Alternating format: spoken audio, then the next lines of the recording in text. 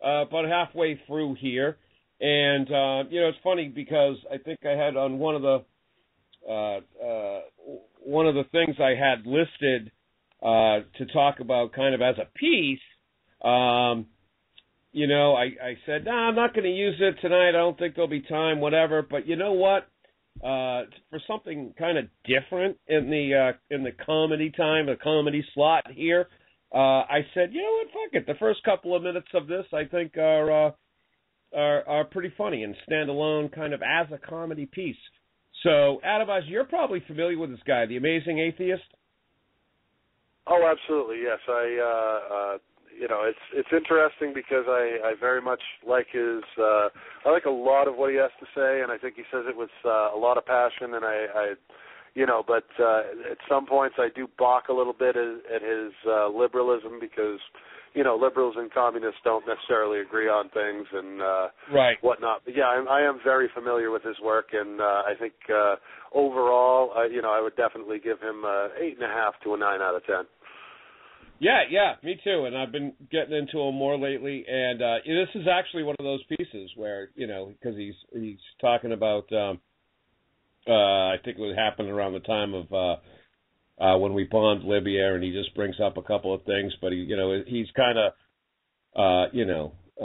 bomb the bad guy mentality in that regard. But anyway, let's give him a listen. I got about 3 minutes here, The Amazing Atheist, and then we'll come back and get on with some more news, events, and people from the serious to the sublime, from around the globe to around the corner. So. First, I'll hit you up with a little promo, then a little Amazing Atheist, and then we will be back right after that. What up, freaks? Hey, you're listening to Front Row at the Freak Show. Check us out at frontrowatthefreakshow.com, at Adamizer1, at The Freak Show, and, of course, Front Row at the Freak Show on YouTube and Facebook. Peace!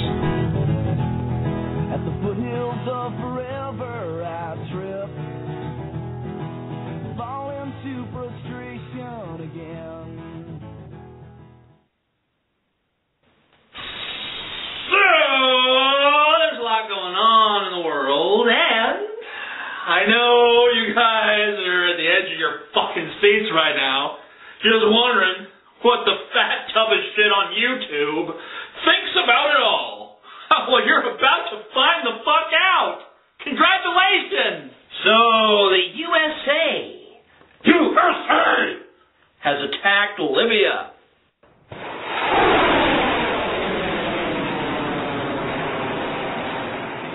Country's a little bit divided how they feel about that. Because on one hand, we all love war!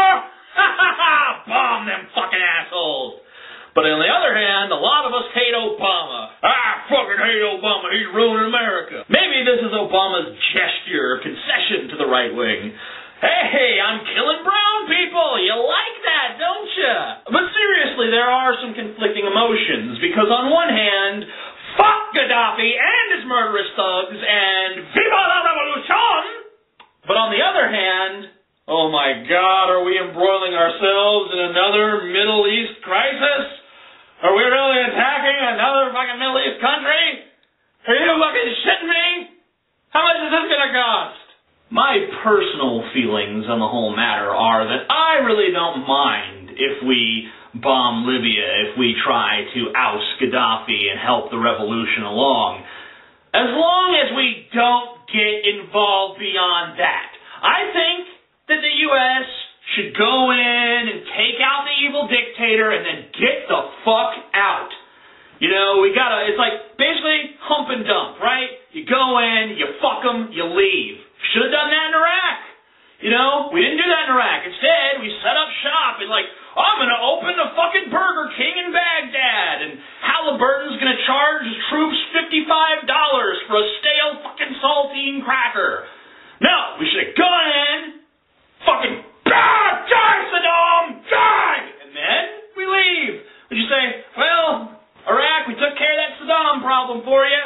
Now we're going to get going. You guys figure out your own little government. We want the oil. That's all we want. Just give us the oil. Meanwhile, in Washington, the Republican-dominated dominated House of Representatives voted to defund NPR. They did this to cut from the deficit. Yeah, because in a country where half a dozen corporations own all media in America, it's a good idea to defund the public broadcasting. Yeah, because we have such a wide variety of conflicting opinions on our own. The private market, once again, has taken care of us and given us 6 people to listen to. 6 different sources. Isn't that fucking wonderful? And how much are we saving by defunding NPR? Pretty much nothing. You know, a couple $1 million. You know, a few million. You know what they did right after they defunded NPR? They voted to continue the war in Afghanistan, which is costing, what was that again? $10 billion a month.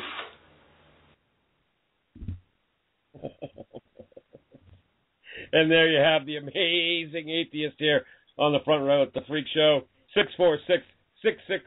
646-668-8756.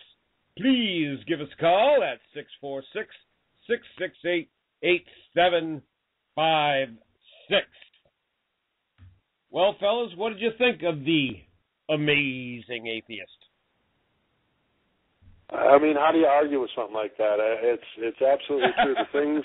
The minor things in America's budget that get cut on the basis of, oh, we can't afford that, we have a deficit, blah, blah, blah. While, you know, and again, that was 2011. While just recently we have $278 trillion going out of the budget on the basis of repealing the estate tax and things like that. How the fuck does anybody with a brain sit there and watch that kind of shit and say, yeah, I'm a vote Republican, America, motherfucker, you know what I mean? I'm a fly my Confederate flag. You know, what the fuck is wrong with people? Nice, got Adamizer fired up. No, I didn't warn you I had a couple of beers in me tonight, did I? No, you did not. But, you know, again, like you said, you know, kind of hard to argue, and I agree. The overall message, absolutely, and, you know, I will not kind of get into, right, like, I mean, the actual mission in Iraq or anywhere we got these fucking missions going. I don't agree with the amazing atheist's, you know, stance on that in general, right?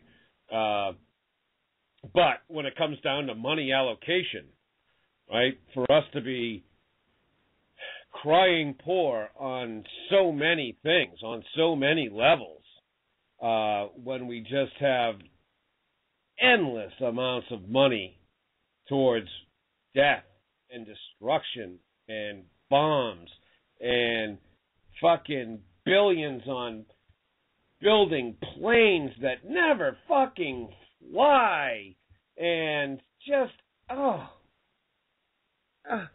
education? Well, I mean, that's the whole thing, right, is that we have a very long, healthy history of using war to reap in profits for the big business. I mean, who was it, the Rockefellers or Rothschilds that were selling weapons to Vietnam while we were simultaneously fighting them? I mean, you have to make it look good, right? And if you can make some money doing it, hell. And that's not just me saying. I mean, that's proven. You can look it up. I mean, there is a long, long history of us either funding both sides, you know, like a gang wars. You know, we've given both guns and step back and watch them shoot each other to death. And not only that, is going back in and getting all the big contracts so that we can rebuild their country and make a whole shitload of money doing it, right? I mean, that's the whole friggin' point. It's mind-boggling because it's like not just so wasteful in the thing, but then how they actually carry out the things is incredibly wasteful. So, like, even the shit they're doing, which is utterly insane and just leading to death and murder and you know, decades of hell for entire regions, right? So not only is the money allocated for that reason, but then it's fucking mismanaged out the wazoo, and just trillions falling off trucks and shit like that. You know, and NPR and PBS take the hit. You know, and I Adamizer, you know, I think back to that, you know, when the guy, my friend there, Dave, called about we had that kind of longer telephone call, a few months ago, and, you know, he was kind of like pro-war and all that sort of stuff, and because he gave to the veterans. Remember that phone call? Yeah, you got to get him to call again, man. I miss him. I really miss him. Yeah, no kidding, right? But, you know, like, he was like, well, it's just corruption, Steve, you know, I mean, what are you going to do? It's always been around, you know, and it's like, you know, there's so much, like, I could really put up with a probably a fairly liberal, excuse the word, you know, amount of corruption, right? You know, guys skimming off the top here and there, you know, whatever. But it's gotten to the point where it's so fucking insane, and when we are, you know, when there are 2.5 million homeless kids in this country, when the infrastructure is absolutely falling apart, you know, whatever it is, go right down the line, when healthcare costs are skyrocketing, everything else, well, then you got to start fucking calling these people to task. Oh, absolutely, and I think it's a simple matter of this. What do you expect when you create an economic system that glorifies not only greed, but greed at the expense of everybody else? Fuck the suffering of the poor in Afghanistan or whatever else. And you know, as long as you're making money, who gives a shit? This is what we have created for our society based on our economic choices, and it is a choice. Capitalism is not the fucking natural order of things that everybody is greedy. And if you study anything about Native American society, a society that, again, not only took honesty as one of its tenets in again, most tribes, not all tribes, but most tribes, but basically treated things like greed and the obsession with possessions and things as a sickness, you realize this is not the human condition. This is a manufactured thing to benefit the people who we heard about in the earlier video sitting in the 1% seat. It's wow, absolutely insane. I just want to, let's move along to the next clip, actually, because it really just falls right in line with exactly what we're talking about. So let's just roll it and tell me. The one thing I will say about this one, it was about a 10 or 12 minute clip, and I just chopped it down 4 or 5 like 30-second chunks. And I put a little kind of like a little half-second static thing in between, so you definitely know where the jumps are. But it's from a guy I've been liking for a little while now. His YouTube channel is Secular Talk. His name is Kyle Kalinske. Again, it just really follows with what we're talking about. So let's just play this, and we'll keep this convo going. 646-668-8756. 646-668-8756. So the federal government for years now has been pointing to the number of schools built by the U.S. in Afghanistan as a measure of success in the war. And BuzzFeed News decided to do this massive investigative report to see if those claims are indeed true. And what they discovered wasn't pretty. So here's the reality when reporters actually went there. They went to see what's happening. Quote, the overwhelming majority of the more than 50 U.S.-funded schools visited resemble abandoned buildings marred by collapsing roofs, shattered glass, boarded-up windows, protruding electrical wires, decaying doors, or other structural defects. At least a quarter of the schools BuzzFeed News visited do not have running water. At least a tenth of the schools BuzzFeed News visited either no longer exist, or are not operating, or were never built in the first place. All right, it turns out we were lied to all along about the success of these schools. The entire thing was a sham. Incredible story. They say, quote, riddled with ghost schools, teachers, and students that exist only on paper, the American effort to educate Afghanistan's children was hollowed out by corruption and by short-term political and military goals that time and time again took precedence over building a viable school system, and the U.S. government has known for years that it has been peddling hype. They're not done, they say. By obtaining internal records from the Afghan Ministry of Education, never before made public, BuzzFeed News also learned that more than 1,100 schools that the ministry publicly reported as active in 2011 were in fact not operating at all. Provincial documents show that teacher salaries, largely paid for with U.S. funds, continued to pour into ghost schools. Does this sound familiar? This is exactly like the situation in Iraq when we wasted $24 billion. How fucking insane is that? It gets worse. Quote, some local officials even allege that those salaries sometimes end up in the hands of the Taliban.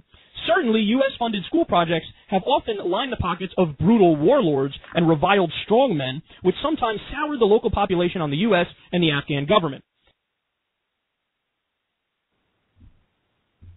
And there you have it. So, like I said, right in line with what we were saying, with the corruption just reaching levels that are off the fucking charts, right? You know, I'll take your thoughts before I go on, fellas. Bax, go ahead. Okay, so I think first and foremost, what angers me so much about this is they're using a school, arguably the most important thing in creating a better culture, a better country, and a better world, if you want to go pie in the sky mentality, but educating those poor children who have nothing so that they can use what they learn to better not only themselves but everyone else around them, to use that as a funnel for our money to say, hey, we're doing good things, we're setting this up, we're helping people, you know, we're teaching them, we're giving them the chances they never had before. And they're using it to just pervert what we're doing over there, to give this impression that we're trying to help all these people and that all of our money and this war effort is not in vain, that we're not over there just propping up big business. It pisses me off to no end, not just because our money's being abused, but because they're using education and schooling to bleed us of our money, and they're not giving them any of it. And I have never heard anything about this on any of the mainstream news channels, which I'm not surprised by, but, you know, nobody cares. You know, it's over there. We can't see it, so nobody's investigating. Nobody's saying, well, where is our money going? Is this school really there? Do these kids have running water, at least at school? They may not have it at home, but at least they have a place to go to learn and eat and have running water. I mean, it's just, it's blasphemous. It's horrible, and it pisses me off to no end. I don't know what else to say other than that. No, you're right. I mean, and you know, to highlight your point of no one else is covering, right? I mean, you heard him say it took BuzzFeed to do this investigation, right? BuzzFeed. Where the fuck is Fox or CNN or any of those fucking yahoos on this? And we're talking billions of dollars, right? Billions of dollars. And let me just add that, and the Amazing Atheist, I don't know if his number was exactly right, but, you know, he brought it up in that clip with, you know, how much the war is costing us there. But I saw it just recently. It came out, and again, this was on RT, and they reported that the Afghan war, just the Afghan aspect of it now, not the Middle East, not a military budget, nothing else like that. The Afghan war is costing us, right now, $4 million a day. A day. Let me do the math for you, folks. That's $167,000 an hour. $2,777 a minute. And if you want, oh yeah, $46.26 a second. It takes Is longer. there any more proof that they don't give a shit about us? Is there any more proof than that? Pump that money into our economy. Give our citizens the money. Get the poor off the streets. Put money in their pockets. Try and educate them. Put all that money into our economy for 6 months. And how much better off would we all be? Yeah, you're right. I mean, and again, going back to the Amazing Atheist clip, we're cutting NPR so we can fund this kind of shit. I mean, and I just need to take a moment here to speak out to all of those folks out there. I know we have a variety of listeners, with different perspectives and whatnot, some of whom I assume are fans of the, quote, free market, okay? Just let me ask you this question. Are we really, a lot of you free market folks, you think that the government is ruining capitalism, all right? But let me ask you a question. What are we better off with? If we take government out of capitalism, what do we get? We get a slave trade. I mean, there's really no other way around it. The anti-slavery laws are market regulations, as are anti-child labor laws, as are OSHA protections, etc. So take the government out of capitalism, and what do you get? Take capitalism out of the government, you know what you get? No more fucking corruption. Because the motivator for this sort of thing, okay, this sort of misuse of funds, etc., misuse of power and whatnot, is the simple fact that that's all going into somebody's pocket. All right, all that money is supposed to be going to these schools to educate, to help people and everything else is getting misspent because it's going into some greedy motherfucker's pocket. And we have glorified greed long enough. We have glorified stealing, corruption, and everything else long enough.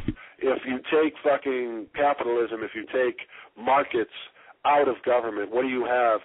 You have no corruption anymore. You have no motivator for corruption. If there's no profit to be made, okay, there's no fucking personal gain to be made anymore because any personal gains you make have to be shared with everybody else. Nobody's going to fucking do it, all right? It's that simple. It really is that simple. That is what we're talking about. It all boils down to this economic question of what do we care about? Do we care about ripping off everybody for as much money as we can get for ourselves, okay, or do we care about actually helping people and building fucking schools and shit like that? Here. And let me plant this seed along with that one, Adamizer. The last few clips here, with the Amazing Atheist, and now this one, and the things that we've touched on, with the type of money that we are talking about, billions, trillions of dollars over the last X amount of years, right? And combine that with, as Bax pointed out, them pulling, they know exactly which buttons to press with us. Oh, it's for the schools. It's for education, right? Oh, look at our humanitarian efforts to bring these poor desert dwellers education, and, we'll turn them around that way. Fucking horseshit. And when you talk about this kind of money and the type of people that would use that kind of insanity to cover their tracks and everything else like that, well, tie that back around if you're on the fence about something like 9/11, right? I mean, the only defense that I ever hear, oh, no, they could never do that. They could never do that. Well, look at it under those lights.